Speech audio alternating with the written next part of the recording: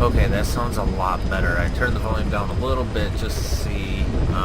It's still pretty loud, I think, but during the video it should be okay. But we are changing it up today. We are playing Metal Gear Solid Ground Zeroes. Oh my god, this came out last week or the week before, and oh my god, do you see how beautiful this is? This was only, I got it for 20 bucks. So I'm actually astounded that I got it for that cheap. So we will go ahead, and I'm just going to go ahead and get into it. I'm going to look at the backstory. For us, there's no victory, Snake. For us, there's no victory. There lived a man who was a legend among mercenaries, a man who put together formidable unit of soldiers of fortune long before the advent of private military companies that dared to call itself a nation. A man who, with his nation at his back, made an enemy of modern capitalist society in the world. This is his story. Wow, this is really loud. I might go back and change this again. We're not mercenaries. We're not a foreign legion. MSF's a business, a new kind of business. Miller. Known by codenames such as Snake and later Big Boss. Big Boss. He proved himself as an agent of the U.S. Special Forces Unit Fox. But a certain incident spurred him to part ways with the military, and he is said to roam the world's war zones as a gun for hire. In 1974, Snake and his partner, Kazuhira Miller, were running a small mercenary outfit in Colombia. I did play that game.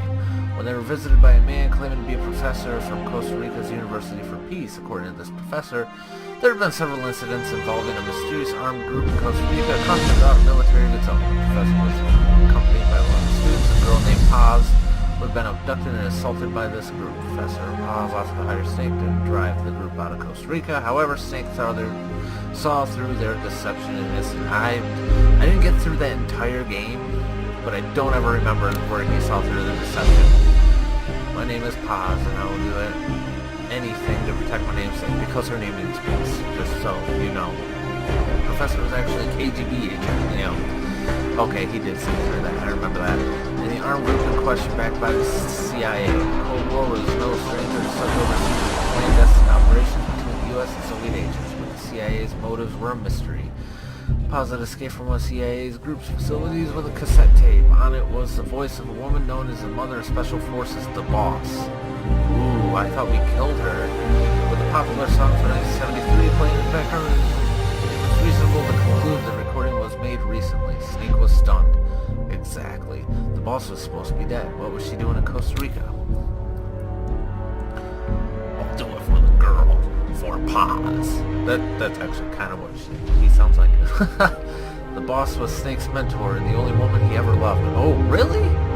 I mean, they never really went into that. But 10 years prior, Snake was forced to take the Boss's life as part of a mission, a bitter memory that still haunted him.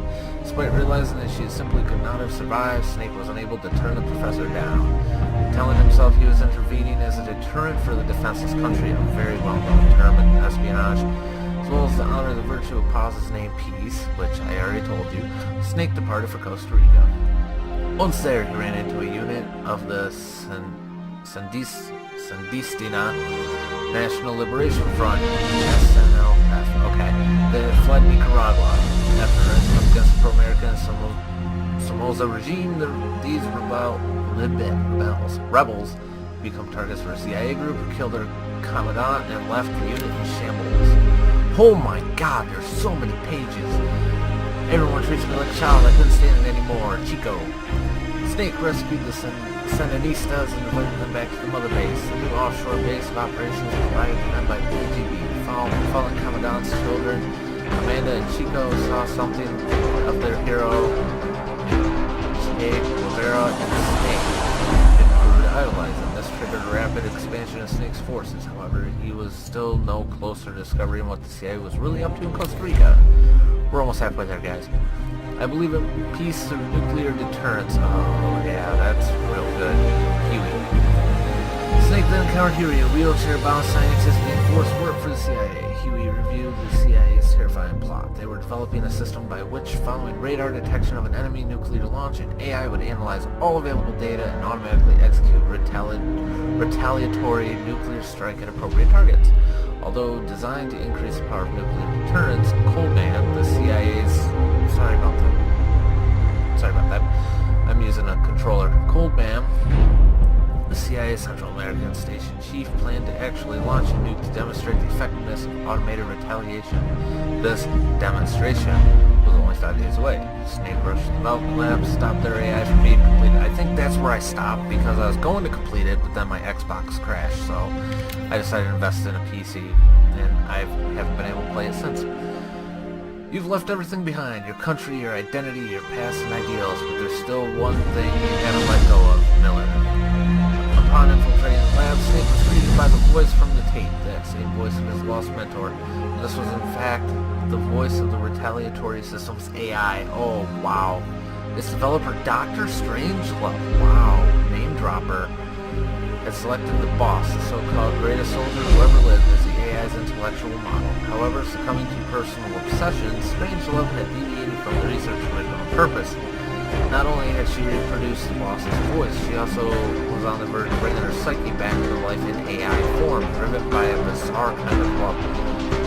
Okay, that's where it gets strange. Wait, what if the boss could truly be revived in every detail, if only in AI form? Snake hesitated as Strangelove's idea touched his sense of loss. His guard down, Snake was immediately captured. Oh, that was great. The boss's AI was completed, the Peace Walker, the nuclear-equipped walking battle tank housing the retaliatory AI system when active. I was made to fight. I am a gun. Alright, so I'm done doing that.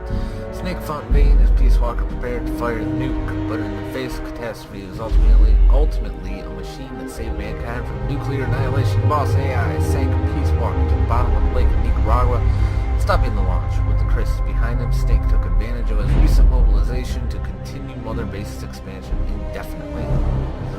Snake understood that the AI had acted to save the world, but that did not change the fact that the system was based on the boss's mind and chosen at last to lay down its weapon.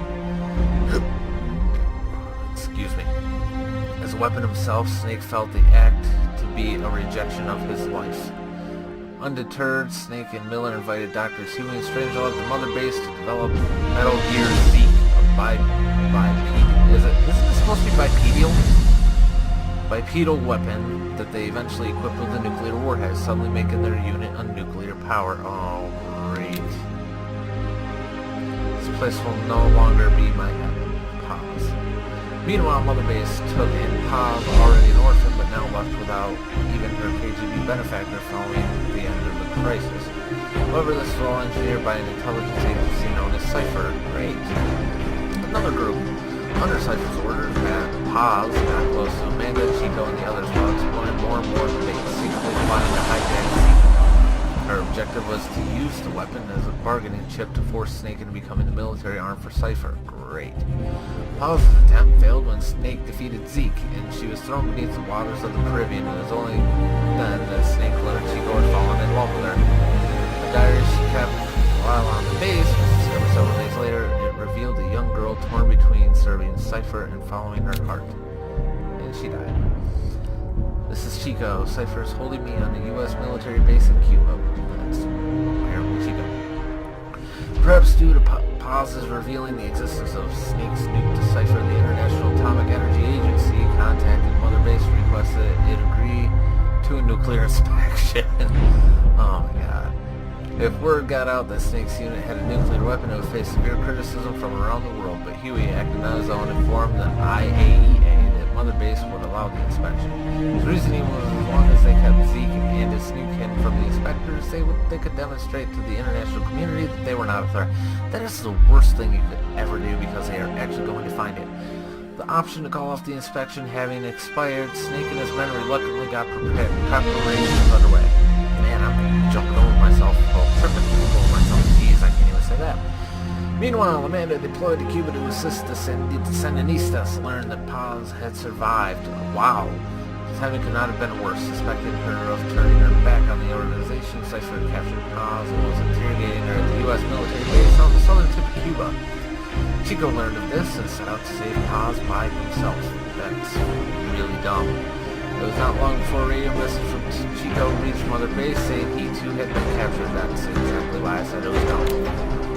No offense, Chico, but love them to kill you. I know it hurts right now, but it'll all be over soon. Paz. With the idea is to decipher his true identity. Snake could not allow what Chico and Paz knew to fall into their hands. Furthermore, if he could rescue Paz, he might be able to get information from her that would help him fight back against Cypher. On the eve of nuclear inspection, Snake made the decision to leave for Cuba. And that is it. I guess this is taking place after that in 1974. Okay, it must be, because this is before, definitely before Sons of Liberty, I do believe, because he was, this is where he's becoming big boss, like the Notorious part. So I'm going to stop this video now just to kind of give you the backstory, and then I'm going to get into the main stuff in the next video. So thank you for watching this video to actually catch up, and I will see you in the next video.